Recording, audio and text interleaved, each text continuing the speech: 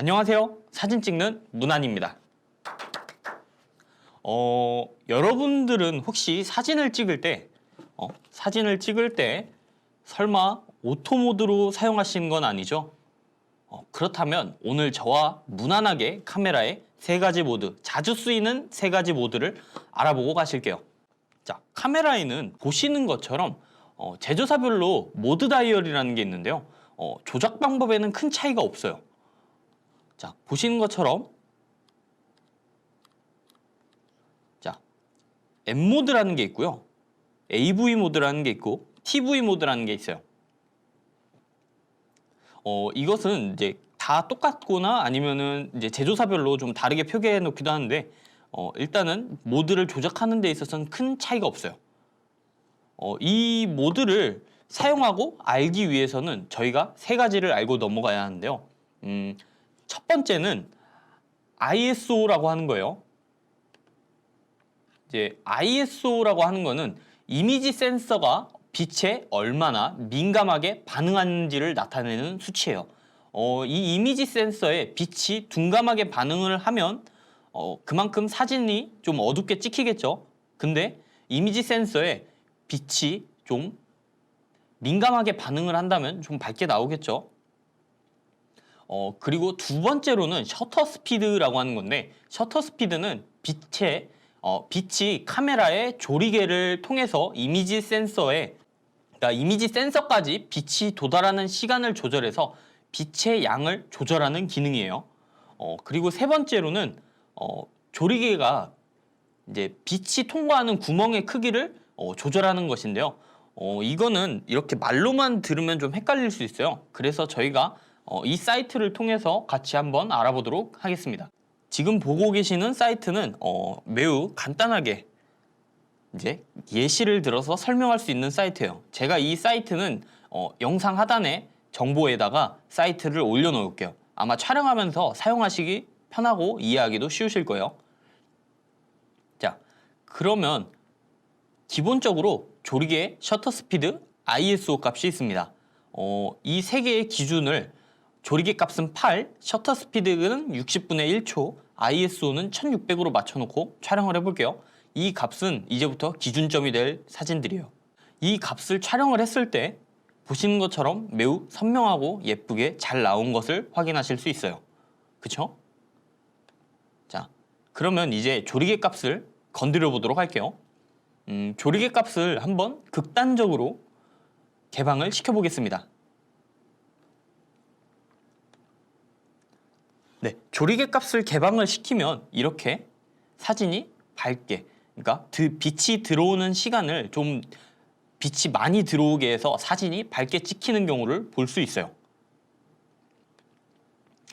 또 다른 경우로는 조리개 값을 매우 높여볼게요. 매우 높인다는 건 조리개를 그만큼 닫는다는 뜻이에요. 이렇게 닫았을 경우에 한번 찍을 때 빛이 들어오는 양이 적기 때문에 좀 어둡게 찍힐 수도 있어요.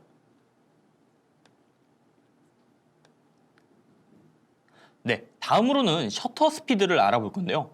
극단적으로 셔터 스피드를 1초까지 올려볼게요. 1초까지 올렸을 때 카메라 안에는 셔터라는 게 있는데요. 이 셔터가 닫히는 시간을 조절하는 건데 이게 늦게 닫히면 늦게 닫히는 만큼 빛이 들어오는 시간이 길어지겠죠.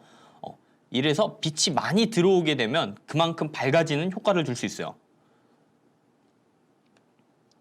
자, 그러면 이제 극단적으로 좀 셔터 스피드가 닫히는 속도를 빠르게 해보도록 하겠습니다.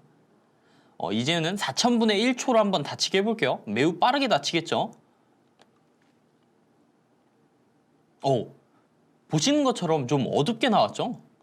이게 셔터가 그만큼 빨리 닫혀가지고 빛이 들어오는 시간을 조절한 거예요. 그래서 이렇게 빛이 많이 들어오지 않았기 때문에 사진이 좀 어둡게 보이는 거예요. 자, 다음으로는 ISO를 건드려 볼게요. ISO 값을 극단적으로 낮춰보겠습니다. 100까지 낮출게요. 보시는 것처럼 사진이 어둡게 찍혔죠? 이건 ISO 값이 낮아지면 빛에 둔감하게 반응을 하기 때문에 그만큼 빛을 많이 그러니까 보여주지 못하고 사진이 어둡게 나오는 거예요. 그러면 우리가 또 극단적으로 한번 ISO 값을 높여볼게요. 25,600으로 한번 높여보겠습니다. 이렇게 촬영을 했을 때 문제가 많죠? 보기가 그렇게 썩 좋은 사진은 아니에요. 이렇게 ISO 값을 높이게 되면 문제가 있어요. 사진이 밝아 보여서 좋긴 하겠죠. 어두운 데서 ISO를 사용을 했을 때 빛이 밝게 보여서 좋긴 하겠지만 여기 보시는 것처럼 좀 화면이 지글지글하고 노이즈가 많이 껴있는 걸 볼 수 있어요. 그래서 최대한 어두운 장소에서 촬영을 하실 때는 ISO 값을 높이시기보다는 차라리 조명을 세팅하시거나 다른 값들을 좀 조절을 해서 밝게 촬영을 하시는 거를 제가 추천을 드릴게요. 자, 이렇게 이 정보를 가지고 간단하게 이제 세 가지 요소를 알아봤는데요.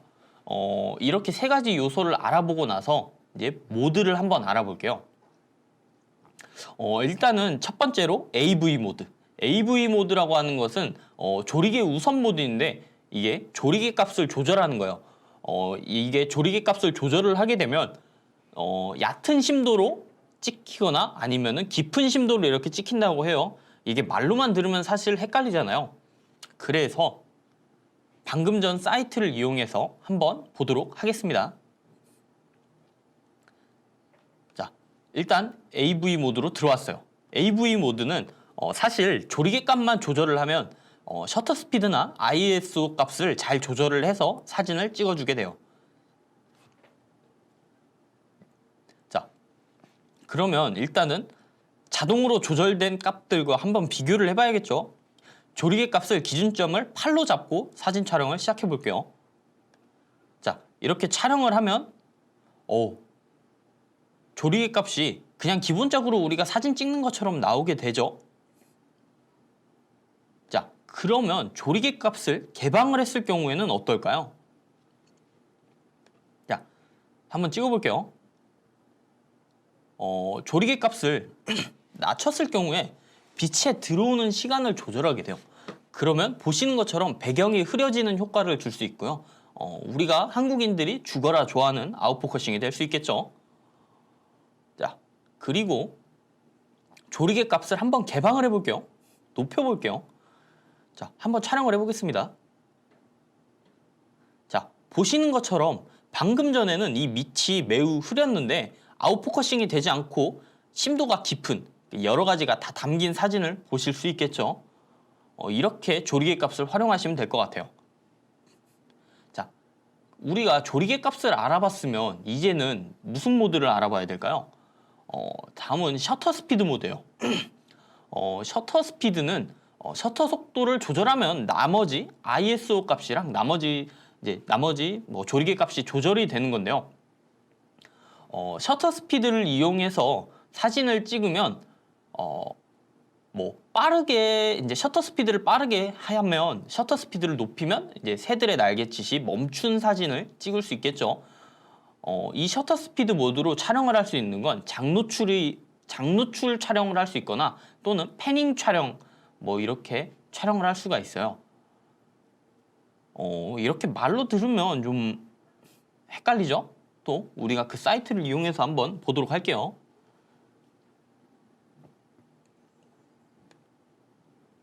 자, 지금 이 상태에서 방금 전에 말씀드렸던 것처럼 60분의 1초를 기준으로 촬영을 시작해 볼게요. 자, 이렇게 촬영을 하게 되면 그냥 기본적으로 사진이 잘 나오는 것처럼 보이게 되잖아요. 그쵸? 그냥 무난하게 찍힌 사진이에요. 근데 여기서 셔터 스피드 값을 매우 빠르게 해볼게요. 그러니까 셔터 스피드가 닫히는 값을 조절을 해볼게요. 일단 극단적으로 느리게 만들어 볼게요. 이렇게 느리게 만들었을 경우에 보시는 것처럼 이 프로펠러가 빠르게 돌아가면서 멈추지 않고 어디론가 이동하고 있는 듯한 느낌이 보이시죠? 네, 셔터 스피드를 조절을 이렇게 하시면, 그러니까 높게 하시면 장노출 촬영을 한다고 하잖아요. 빛이 움직인다든지 그 물체가 이동하는 방향의 운동 방향을 볼 수 있어요. 다음으로는 셔터 스피드를 한번 극단적으로 빠르게 해보겠습니다. 네, 셔터 스피드를 좀 극단적으로 빠르게 해볼게요.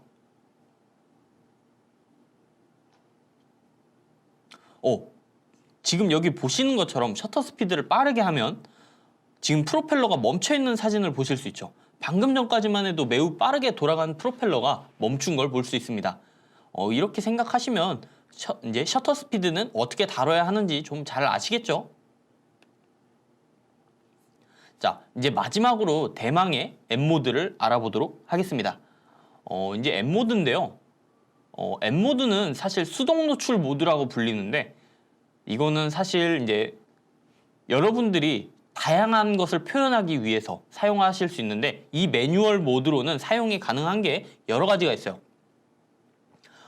이제 장노출이라든지 이제 역광 촬영, 궤적 촬영, 일출 촬영, 파노라마 촬영 아니면은 이제 불꽃놀이 촬영, 순간적으로 비추는 광을 촬영할 수 있거나 이제 스튜디오, 지금 같은 환경인 스튜디오에서 촬영을 하거나 야외에서 보조광을 사용해서 촬영을 할 때 매우 유용하게 사용하실 수 있는데요.